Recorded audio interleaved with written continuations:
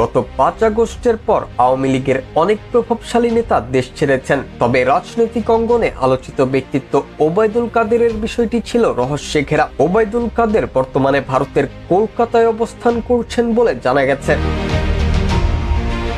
বিভিন্ন গণমাধ্যম সূত্রে জানা যায়, ওবায়দুল কাদের বর্তমানে ভারতের কলকাতার রাজারহাটের আভিজাত আবাসন প্রকল্প ডিএলএফ নিউটন হাইট প্লাজার একটি ফ্ল্যাটে সস্ত্রীক অবস্থান করছেন। কলকাতা থেকে আওয়ামী লীগের একাধিক নেতাকর্মী জানিয়েছেন, ওবায়দুল কাদের মূলত নিজ ফ্ল্যাটেই অবস্থান করেন। জনসম্মুখে খুব একটা বের হন না। মাঝে মাঝে চিকিৎসার প্রয়োজনে হাসপাতালে যান। নেতাকর্মীদের সঙ্গেও যোগাযোগ সীমিত।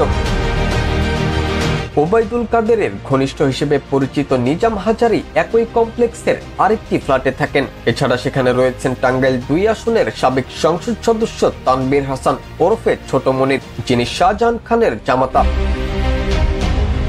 বিভিন্ন গণমাধ্যমের সূত্র মতে, ভারতের সরকার এবং আইন শৃঙ্খলা বাহিনী আওয়ামী লীগের নেতাদের গতিবিধি সম্পর্কে সচেতন।